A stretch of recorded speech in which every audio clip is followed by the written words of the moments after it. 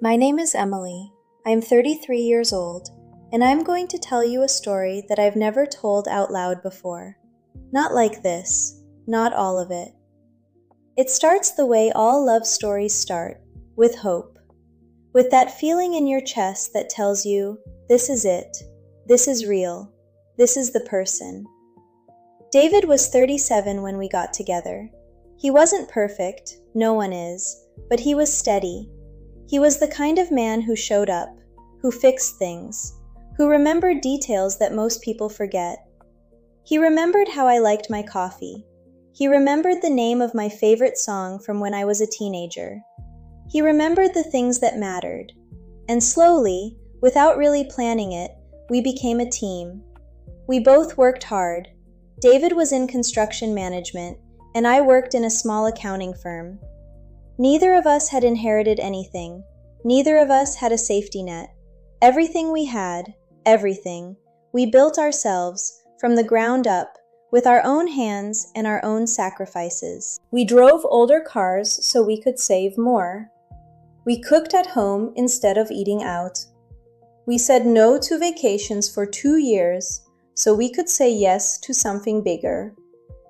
And then we bought a house. Not rented, not borrowed, bought. It was ours. I remember the day we signed the paperwork.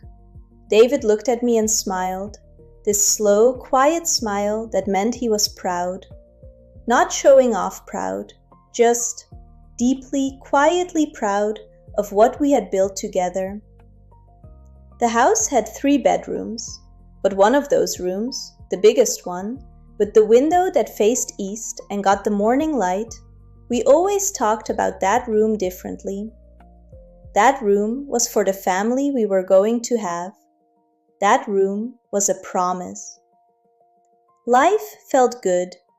Not perfect, life never is, but genuinely, honestly good. We argued sometimes, like all couples do. We had hard weeks and long nights. But at the end of every day, I knew where I belonged. I knew who I was going home to. Looking back now, I realize I didn't fully appreciate it. I think we never do.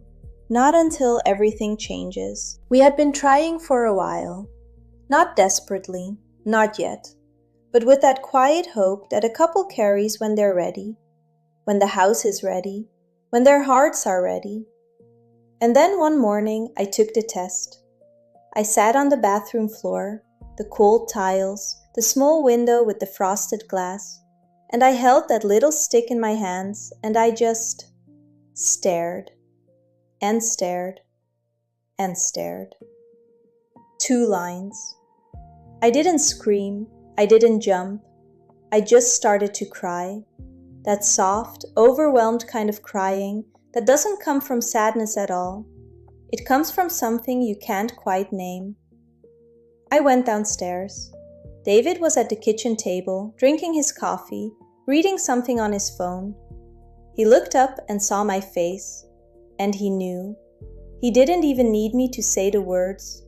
He stood up, he walked over to me slowly, and he just held me. We stayed like that for a long time. Just the 2 of us, in the kitchen, holding each other, with the morning light coming through the window. I think that was one of the most perfect moments of my entire life. We started planning immediately, not in a frantic way, in a joyful, loving, deeply happy way. We made lists. We talked about names every night before bed.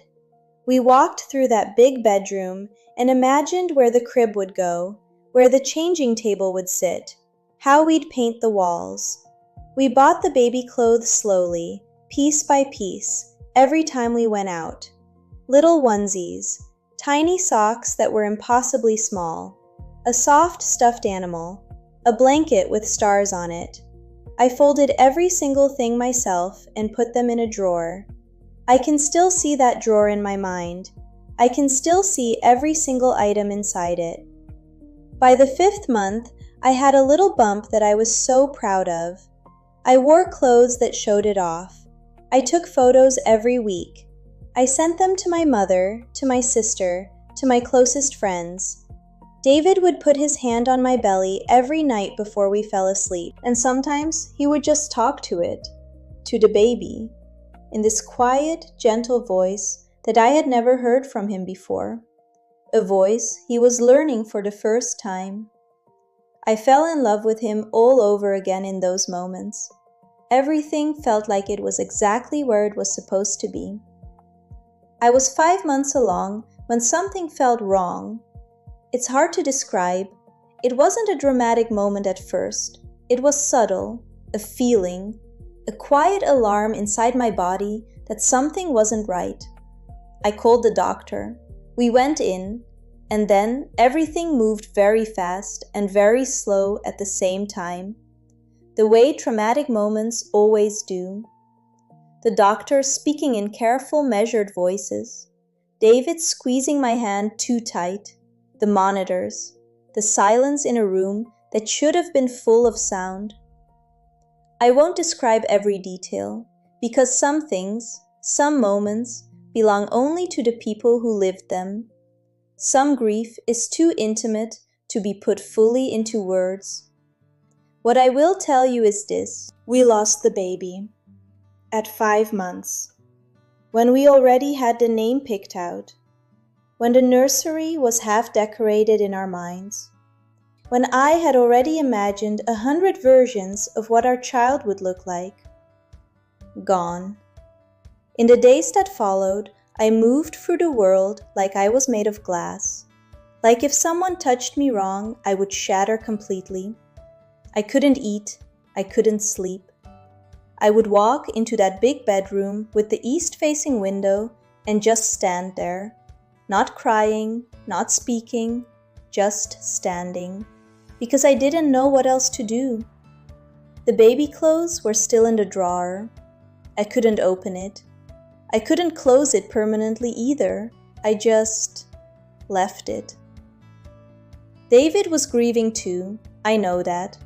Loss doesn't only belong to the mother. A father grieves differently, quietly, in ways that are harder to see. And I try to remember that. I try to be patient. But grief shared between two people doesn't always bring them closer. Sometimes it builds a wall neither one of them knows how to climb over.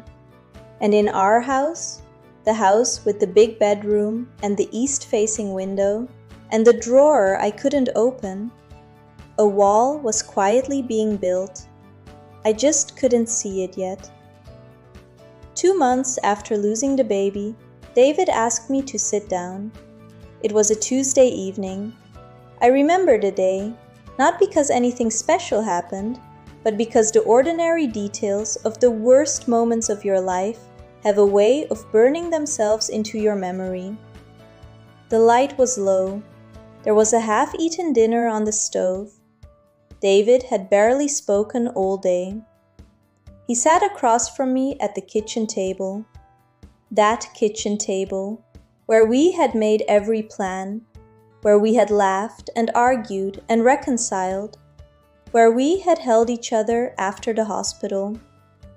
That table felt different that night. He said, "Emily, I can't do this anymore." I looked at him and didn't say anything. "I'm not strong enough," he said. I've been trying so hard, but I feel like I'm drowning. And I don't know how to be what you need right now. I don't know how to be what I need either." He said he needed space. He said he needed to leave. Not forever maybe, but for now. I sat there with my hands in my lap, and I listened to every word. And when he finished, I said, "Okay." Just that, okay, because I had nothing else left. I had used every ounce of strength I had just to get through each day. And the idea of fighting, of begging, of screaming, I couldn't find it in me. The well was empty. He packed some things that night, not everything, just enough. And he kissed me on the forehead before he left. Like you kiss someone you're not sure you'll see again. and then the door closed. And I was alone in that house. The house with the big bedroom. The house with the drawer I couldn't open. I sat at that kitchen table for a very long time. The dinner got cold, the room got dark, and I didn't move, because where would I go? The days after that were the darkest of my life. I say that without exaggeration and without drama. It's simply the truth. I stopped eating properly. I stopped answering my phone.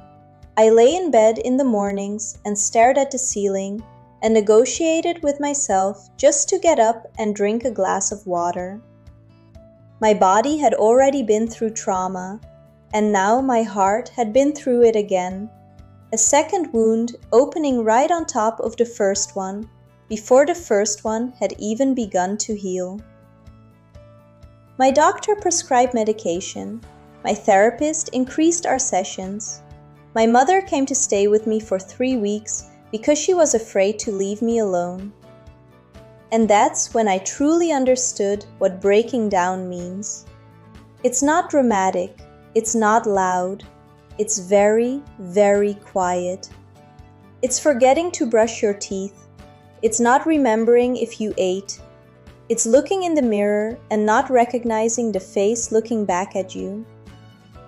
I was medicated for months. I went through treatment after treatment, not because I was weak, but because the human heart has limits, and mine had been pushed past every single one. David had left me. He had left me 2 months after we lost our child. I'm still not sure I've ever fully understood why. Whether it was grief he couldn't process, or fear, or something that had already been breaking long before the hospital. Maybe all three, maybe none of them. But he left, and I had to survive it. Recovery doesn't happen all at once. No one tells you that, not really. You imagine that healing has a shape, a clear arc. Pain, then less pain, then okay. But it doesn't work like that. It works in spirals. You feel better for 3 days and then something small, a song on the radio, the smell of a specific shampoo, a random Tuesday that feels too much like that Tuesday, pulls you back under. And you have to climb out again, over and over and over. I won't romanticize it. There was nothing poetic about those months. It was hard, grinding, exhausting work. The work of choosing to still be here, to still want to be here, when everything in you is uncertain. But I did the work. I took the medication, even when it made me feel foggy. I went to therapy, even on the days I had nothing to say, and just sat in silence for half the session. I called my sister back when I didn't want to talk to anyone. I ate, even when food tasted like nothing. I walked outside, even when the sunlight felt wrong on my skin. And slowly, achingly, frustratingly slowly, things shifted. I started sleeping through the night again. I started wanting things again. Small things at first. A particular meal, a book I'd been meaning to read, a project at work that actually interested me. I eventually opened that drawer. It took me almost 8 months to do it. I sat on the floor of the bedroom, the big room with the east-facing window, and I opened it, and I looked at everything inside. Every tiny piece of clothing, every soft thing we had bought with so much hope, and I cried. The kind of crying that feels like it's coming from your bones. And then I carefully folded each item, and I put them in a box, and I kept the box, because they belonged to a love that was real, even if the future attached to it never arrived. I started to feel like myself again, not the same self as before, different, quieter, stronger in some ways, more fragile in others, like a bone that healed slightly crooked, still whole but forever marked. I filed for divorce 8 months after David left. He didn't contest it. And a year after the worst night of my life, I was on the other side of something I wasn't sure I could survive. I was still standing, a little damaged, a little different, but standing. Exactly 1 year after he walked out of our house, my phone rang. I was in the kitchen, a different kitchen now, in the apartment I'd rented after selling the house. Smaller, quieter, mine. The name on the screen, David. I stared at it for what felt like a long time. The phone rang 3 times before I picked up. Emmeline. His voice was exactly the same. That's the thing no one warns you about. The voice doesn't change, and your body remembers it before your mind does. He said he had been thinking about me every day. He said leaving was the worst decision he had ever made. He said he didn't process the grief right, that he shut down, that he ran, that he knows now what he should have done then. He said he wanted to come back.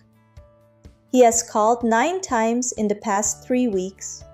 He sends messages, not desperate ones, just steady ones, the way David always communicated.